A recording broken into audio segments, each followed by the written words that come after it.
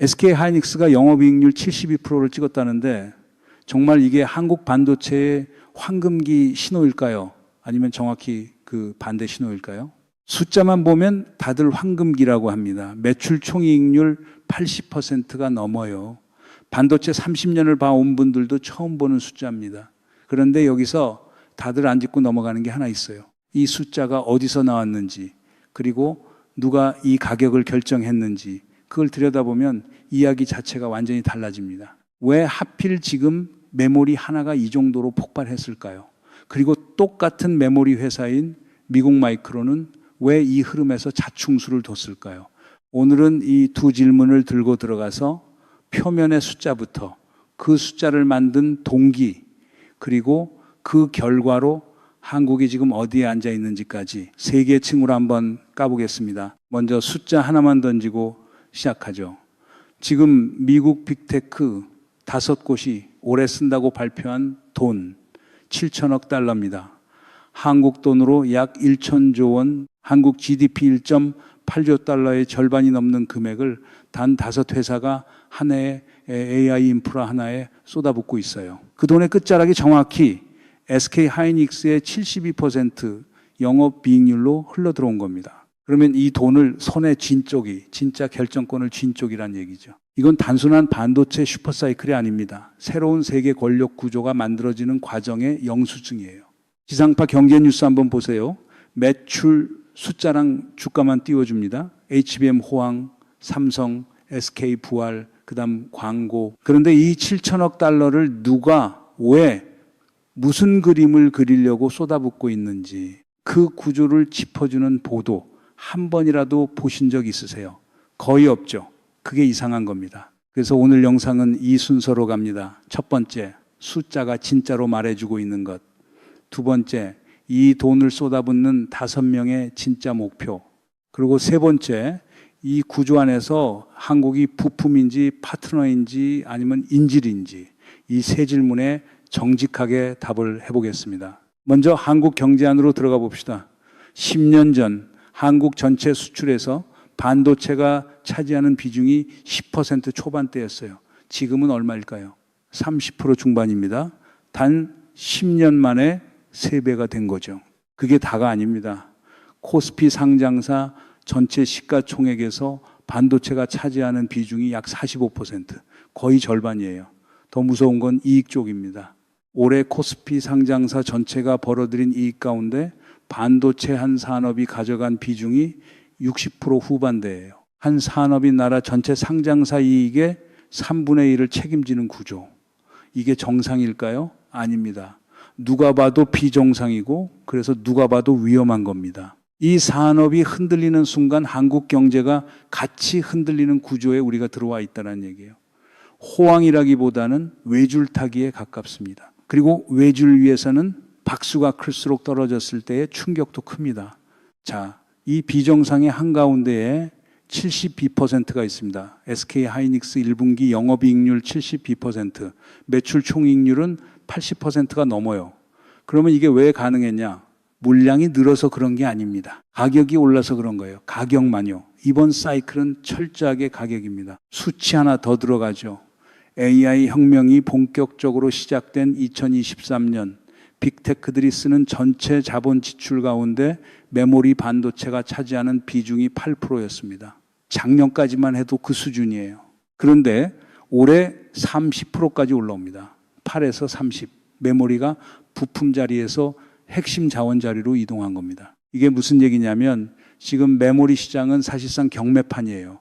부르는 게 값이고 빅테크 구매 담당자들이 줄을 서서 대기하고 있는 상황입니다. 솔직히 까놓고 말해서 이건 호황이 아닙니다. 한 자체가 깨진 거예요.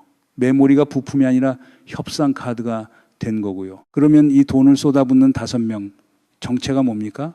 아마존, 마이크로소프트, 구글, 메타, 오라클, 업계에서 하이퍼스케일러라고 부르는 회사들이에요. 이 5이 올해 합쳐서 7천억 달러를 쓴다는 겁니다. 그러면 이 돈의 목적이 뭐냐? AGI, 그러니까 모든 영역에서 인간 수준을 넘어서는 범용 인공지능을 누가 먼저 만드느냐? 이거 하나입니다. 조지 오웰이 1984에서 그린 빅브라더, 세상을 다 들여다보고 다 통제하는 그 존재, 그 자리에 지금 5개 미국 회사가 동시에 손을 뻗고 있어요. 누가 먼저 그 자리에 앉느냐? 그게 이 7천억 달러의 진짜 목적입니다. 그 안에 한국메모리가 어떻게 끌려 들어갔냐? AI가 처음에는 그냥 사전에 학습한 지식을 토해내는 수준이었어요. 근데 거짓말을 너무 자연스럽게 합니다. 할루시네이션이라고 하죠. 이걸 고치려고 답변을 한 다음에 다시 점검하고 자기가 어떻게 그 답에 도달했는지 근거를 다시 써보게 하고 옆에 또 다른 AI를 붙여서 검색하게 하고 이런 식으로 한 모델 안에 여러 명의 전문가가 회의하는 구조로 갔어요. 여기서 메모리가 폭발한 겁니다. 회의를 하려면 다 기억해야 되니까. 사람의 해마 같은 역할을 메모리가 해야 되니까. 그래서 작년부터 일반 D램 수요까지 따라 올라간 거고 그래서 가격이 경매처럼 뛴 겁니다. 여기에 또 하나 이 메모리 회사들 입장에서는 함부로 못 만드는 사정이 있어요. 2018년 클라우드 슈퍼사이클 때 빅테크들이 와서 빨리 더 만들라고 닥달했죠. 그래서 신나게 공장 지었더니 그 다음에 수요가 뚝 끊어졌습니다. 코로나 언택트 수요 때도 같은 일을 겪었어요. 그러니까 이번에는 메모리 회사들이 신규 팹을 함부로 못 짓습니다. 청주, M15, X, 삼성, P사, P5 같은 신규 팹들이 지금 짓고 있는 건데 여기서 새 웨이퍼가 나오는 시점이 2027년 말에서 2028년입니다. 그 사이에는 공급이 묶여요. 그래서 가격이 천장을 뚫고 올라가는 겁니다. 빅테크의 다급함과 한번 되어본 메모리 회사의 신중함, 이 두 가지가 합쳐서 만든 72%인 거예요. 자, 여기까지 보면 그림 좋습니다.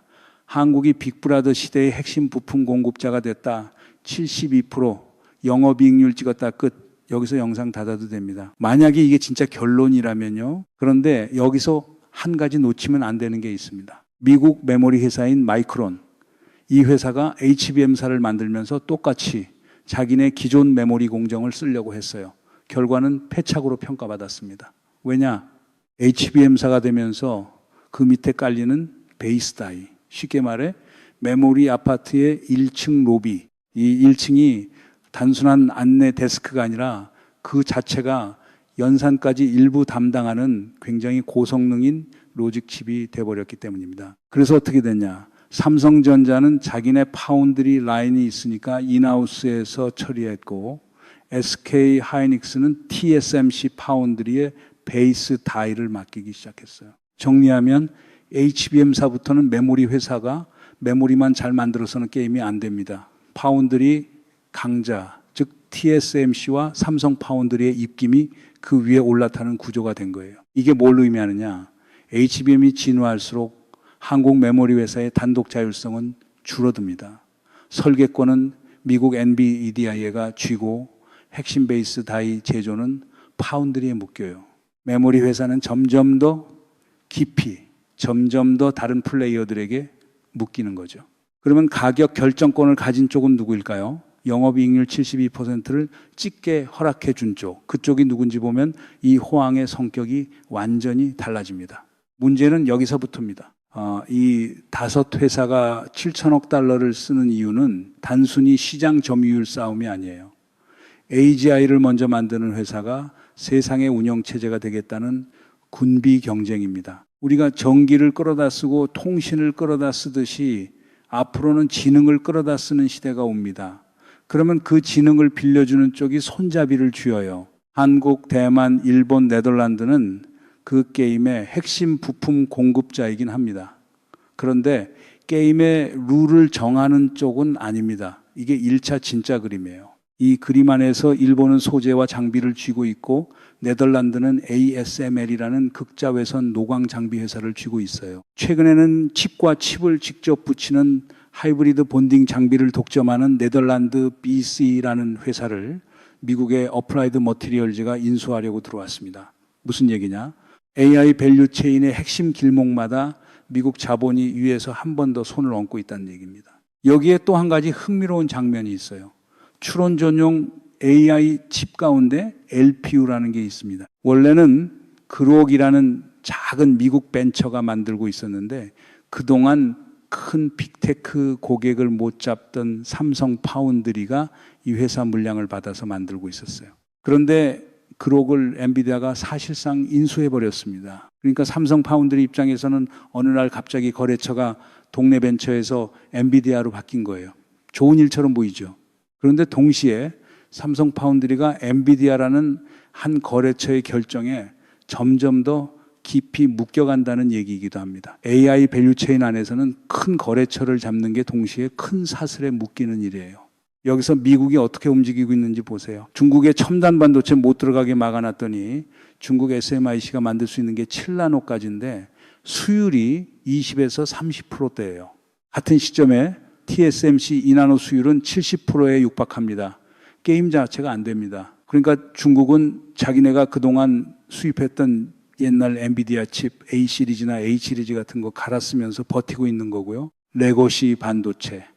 그러니까 옛날 공정으로 만드는 일반 반도체까지 미중이 밸류체인을 갈라놨습니다.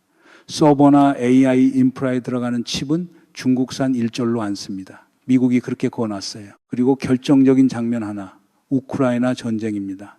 우크라이나가 미국이 원치 않는 작전을 하려고 하면 스페이스X 위성 네트워크 끊어버리고 팔란티어 같은 전쟁 수행 AI 자원을 끊어버립니다. 그러면 그 시점부터 우크라이나는 사실상 전쟁 못합니다. 이게 무슨 얘기냐?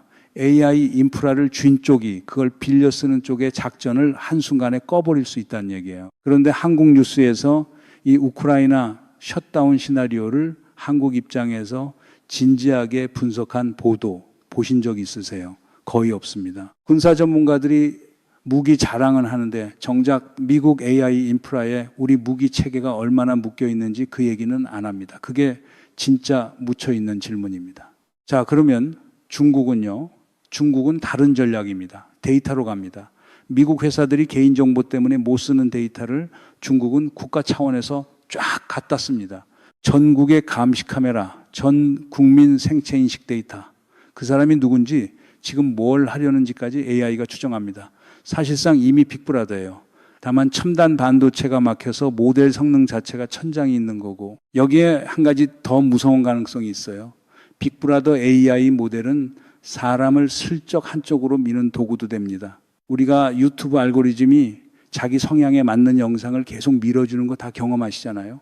한 국가의 여론이 친미반, 친중반으로 갈라져 있을 때 미국 AI가 친미 쪽을 슬쩍 강화하고 중국 AI가 친중 쪽을 슬쩍 강화하기 시작하면 이용자는 눈치도 못 채고 그 방향으로 끌려갑니다. 가스라이팅을 국가 단위로 거는 일이 기술적으로 가능해진다는 얘기예요. 이게 빅브라더가 단순한 효율 기계가 아니라 정치 기계라는 의미입니다. 수치로 보면 미국 AI 모델 성능을 100점이라고 했을 때 중국이 85점쯤 됩니다. 한국은 60점 되고요. 한국 정부가 한동안 AI 빅3로 가자는 캐치프레이즈를 걸었는데 솔직히 까놓고 말해서 1등, 2등하고 3등 사이에 협곡이 있어요. 의미 있는 3등이 아니라 너무 멀리 떨어진 3등인 겁니다. 한때 잘 나가던 딥시크조차 칩이 막히고 오픈 AI 결과물을 베껴 학습하는 길까지 막히니까 글로벌 7등에서 20등 밖으로 밀려났습니다. 컴퓨팅 파워가 끊기는 순간 모델이 그대로 식는 거예요. 여기서 한국이 어떤 위치인지 정리합시다. 위에서는 트럼프 행정부가 관세와 기술 압력을 던지고 있어요. 옆에서는 중국이 한국 반도체 시장에 영향력을 행사하려고 하고 아래에서는 일본 소부장 의존도가 여전히 살아 있습니다. 2019년에 일본이 핵심 소재 수출 통제로 한번 흔든 적 있죠.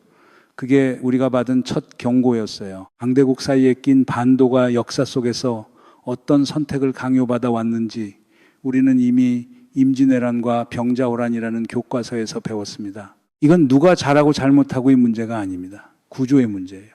그리고 구조의 문제는 정파의 문제가 아니라 국가 생존의 문제입니다. 자, 여기서 잠깐 멈춥시다. 지금까지 본 그림을 한 줄로 정리하면 이렇게 됩니다. 지능을 빌려 쓰는 시대에 손잡이는 빌려주는 쪽이 쥐입니다.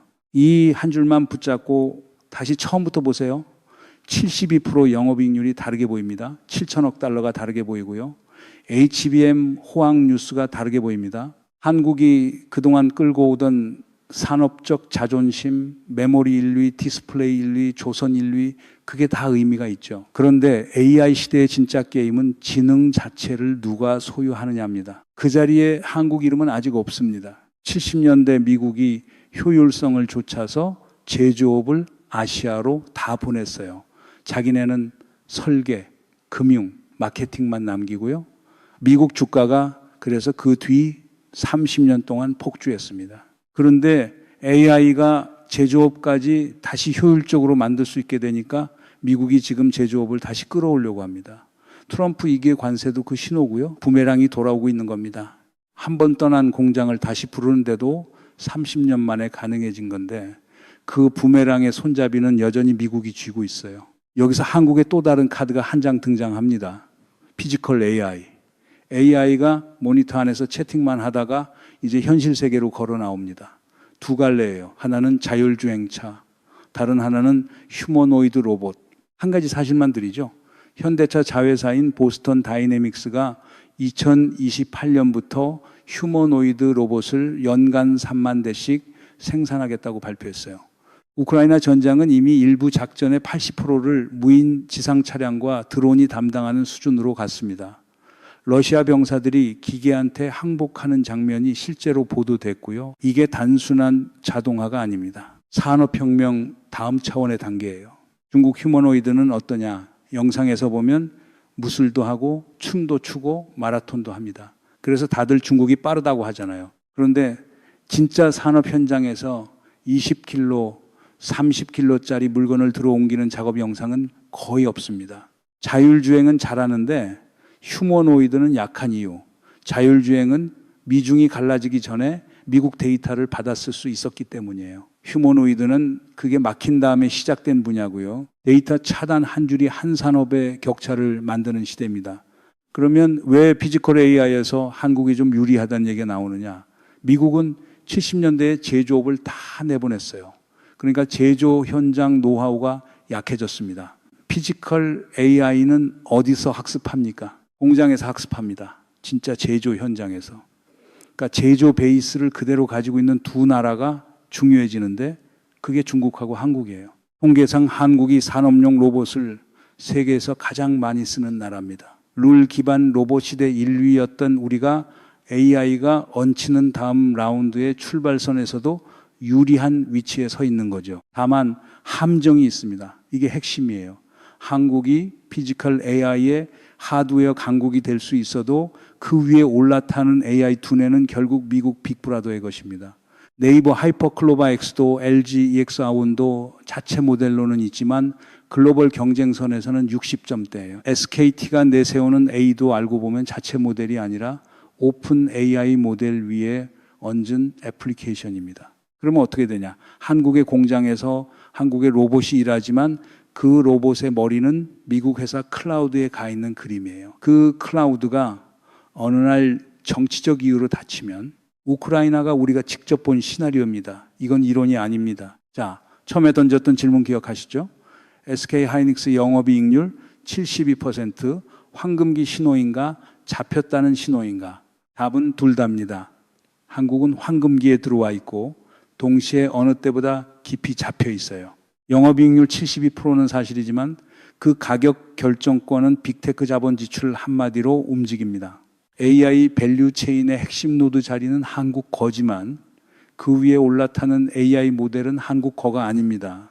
피지컬 AI 시대 제조 강국이라는 자리는 한국이 질 수 있지만 그 로봇의 두뇌는 여전히 미국 클라우드에 묶입니다. 여러분이 그동안 경제 채널에서 HBM 호황 뉴스 보면서 뭔가 너무 단순하게 다루는데 하는 위화감이 있으셨다면 그 감각이 정확했던 겁니다. 코미디입니다. 코미디. 한 나라 상장사 이익의 3분의 2가 한 산업에서 나오는 위험한 구조를 매일 그냥 사상 최대 실적이라는 한 줄로 넘겨버리는 거. 이거 안 끝났습니다.